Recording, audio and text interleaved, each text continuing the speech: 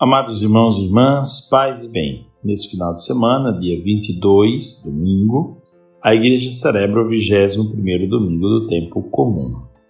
O Evangelho para esta liturgia é João, capítulo 6, versículos de 60 a 69. Continuamos refletindo sobre o chamado discurso do pão. Naquele tempo, muitos dos discípulos de Jesus que o escutavam disseram: "Essa palavra é dura. Quem consegue escutá-la?" Sabendo que seus discípulos estavam murmurando por causa disso mesmo, Jesus perguntou: "Isso vos escandaliza? E quando virdes o Filho do Homem subindo para onde estava antes? O Espírito é que dá vida, a carne não adianta nada. As palavras que eu vos falei são Espírito e vida, mas entre vós há alguns que não creem." Jesus sabia desde o início quem eram os que não tinham fé e quem havia de entregá-lo. E acrescentou: "É por isso que eu vos disse, ninguém pode vir a mim, a não ser que ele seja concedido pelo Pai." A partir daquele momento, muitos discípulos voltaram atrás e não andavam mais com ele. Então Jesus disse aos 12: "Vós também quereis ir embora?" Simão Pedro respondeu: "A quem iremos, Senhor? Tu tens palavras de vida eterna. Nós cremos firmemente e reconhecemos que Tu és o Santo de Deus." Palavra da salvação, glória a vós, Senhor. Amados irmãos e irmãs, todas as vezes que nós escutamos a palavra de Deus, nós devemos sentir que a palavra de Deus nos convida sempre a dar um salto de qualidade na nossa vida. E esse final de semana, não somente o Evangelho, mas também as leituras nos falam sobre isso. Na primeira leitura, nós ouvimos a narração da chamada Assembleia de Siquém, quando Josué reúne o povo e faz uma pergunta: "A quem vocês querem servir? Nós fomos libertados do Egito, nós atravessamos o deserto, nós estamos chegando na Terra Prometida, mas há muita idolatria ainda dentro do povo de Deus. Há muita mistura dentro do povo de Deus. Mistura de crenças, de coisas. A quem vós quereis servir realmente? Vocês querem servir os antepassados, os deuses dos antepassados de vocês, das terras por onde muitos passaram?" Ele diz: "Eu já tomei uma decisão. Quanto a mim, eu e minha família serviremos o Senhor.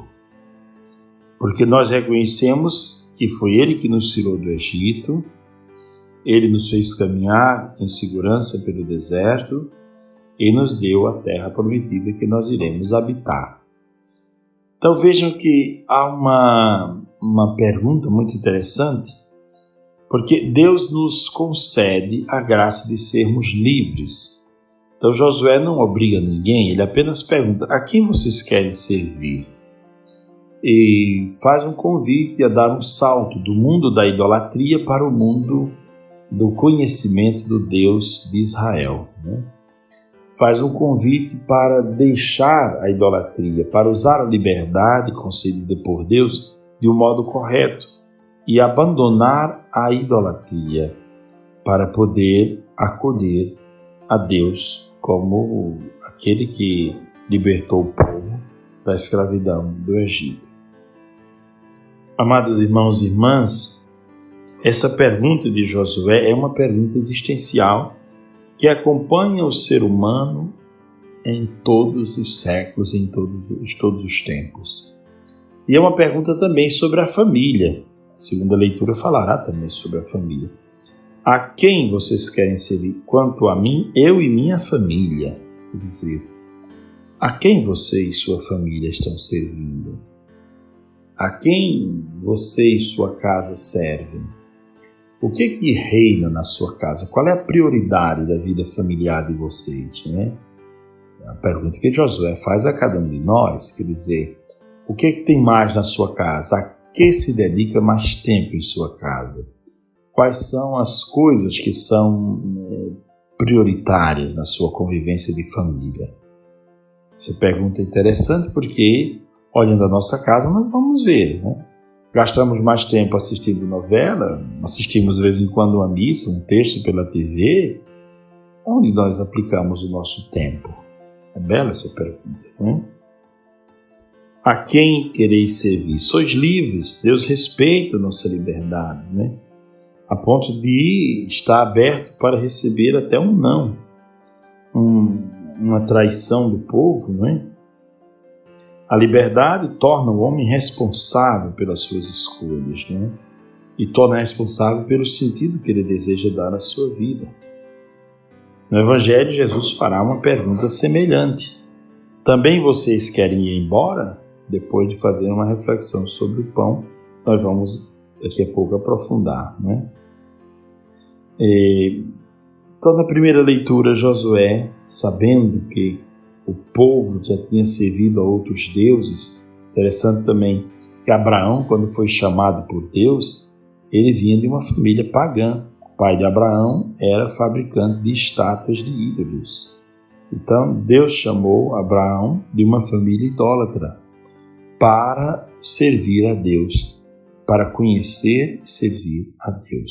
Nós somos convidados a sair das nossas idolatrias, mesmo que elas estejam já incrustadas em nossas famílias, mas sair das idolatrias para poder servir a Deus. No Evangelho que nós acabamos de escutar, alguns discípulos dizem: essa palavra é dura demais. Que palavra é essa? Jesus está dizendo que vai dar o seu corpo e o seu sangue como comida e como bebida. E que trata-se de uma oferta total. Uma oferta total? Como assim? E é claro que eles pensam, se o mestre vai fazer isso, os discípulos terão que fazê-lo. Então essa palavra é dura demais. A lógica humana é a lógica da troca. Eu dou alguma coisa e recebo outra em troca. Essa oferta total, sem esperar nada em troca, ela é estranha. Esta palavra é dura demais, nós não estamos preparados para isso. Então, veja que o convite de Jesus é um convite para dar um salto de qualidade. Isso não é fácil. Eles não escutam aquela palavra, o próprio Jesus diz, não escutam conforme o Espírito, mas escutam segundo a carne. Por isso a linguagem não consegue penetrar no coração deles. Oferecer-se como comida para os outros, ser alimento, eu penso que este é um mistério belíssimo, porque, disse Jesus, o homem não vive somente de pão, quer dizer, ser alimento para os outros. E quantas vezes nós somos convidados a alimentar a fé do outro, alimentar o outro quando o outro está triste, está deprimido, está para baixo. Quantas vezes nós somos convidados com uma palavra, com uma visita, a alimentar o outro na fé, né? A ser alimento para o outro. E o texto de João é sempre muito rico, podíamos falar daquilo que São Clemente de Alexandria chama da verdadeira gnose, o verdadeiro conhecimento, que é fruto do Espírito Santo. E Jesus diz, olha, vocês estão ouvindo as coisas conforme a carne. O Espírito de Deus não está tendo espaço dentro de vocês para que vocês possam entender estas coisas. E quando muitos vão embora, Jesus faz uma pergunta, como Josué fez, a quem vocês querem servir? Jesus faz uma pergunta também existencial. Vocês também querem ir embora? E aí Pedro dá uma resposta belíssima. A quem iremos, Senhor? Tu tens palavras de vida eterna. Quer dizer, nós cremos firmemente e reconhecemos que Tu és o Santo de Deus. Tu tens palavras, só Tu tens palavras de vida eterna. Quer dizer, nós ouvimos durante a semana muitas palavras, mas só a Tua palavra é de fato aguardada para o dia do Senhor, para o domingo, porque essa palavra redimensiona a nossa vida, redireciona a nossa existência, converte nosso coração, muda o nosso ânimo interior. Só a Tua palavra de fato muda a nossa vida, dá uma direção nova, dá um novo sentido. Por isso, a quem nós iremos, Senhor? Nós queremos ouvir Tua palavra. Nós queremos encontrar na Tua palavra a orientação, a luz segura para orientar a nossa vida e a vida daqueles que caminham conosco. Depois, é interessante observar a segunda leitura. O apóstolo Paulo chama também há um passo de qualidade no interno da família, no interior da família. Claro, com aquilo que lhe é possível dentro de uma cultura bastante machista, não é? Mas Paulo fala com muita fineza, e não somente sobre a responsabilidade da mulher, mas também sobre a responsabilidade do homem em casa. Quer dizer, o lar não pode ser uma prisão, um cárcere, um lugar de sofrimento. O lar é lugar de alegria, lugar de felicidade, de realização, não é? Aí Jesus fala da esposa que deve apresentar-se esplêndida, sem mancha, sem rugas, sem defeito, santa, irrepreensível. E ao mesmo tempo que fala da esposa, fala também do esposo. Diz: o esposo deve amar sua mulher como ama seu próprio corpo. E deve alimentá-la e cercá-la de cuidados. Então veja que a tarefa do homem com relação à esposa também é uma tarefa belíssima. Alimentá-la não só de pão, de feijão, de arroz, alimentá-la de carinho, de proteção, alimento espiritual, alimento afetivo. O esposo deve prover o alimento e cercar a sua esposa de cuidados, né? E não de palavrões e de xingamentos e de indocilidades. Por isso o homem deixará seu pai e sua mãe, se unirá à sua mulher, e os dois serão uma só carne, porque a família é algo belíssimo aos olhos de Deus. Este mistério é grande, diz o apóstolo Paulo. O mistério da relação entre o homem e a mulher é como o mistério interpretado em relação a Cristo e a sua igreja. Pois bem, estamos diante de 3 textos belíssimos que podemos sintetizá-los da seguinte maneira. Primeira leitura, Josué nos faz uma pergunta ao povo de Deus, que é uma pergunta para os tempos de hoje também. Você e sua casa querem servir a quem? Quais as prioridades que você quer adotar na sua casa? A quem você quer servir? Muito interessante, porque dessa pergunta depende todo o direcionamento da família. Palavrões, às vezes muita bebida dentro de casa o tempo inteiro. Onde nós vamos parar? Quer dizer, no ritmo que a sua família vai, onde ela vai parar? No ritmo que o seu casamento vai parar onde? Em divórcio? Ou vai parar, ou vai realmente chegar até o fim com convivência bela? Para onde você está indo com sua família? Para onde você está levando sua família? É uma bela pergunta muito prática. E depois, na segunda leitura, o apóstolo Paulo fala da relação específica entre marido e mulher.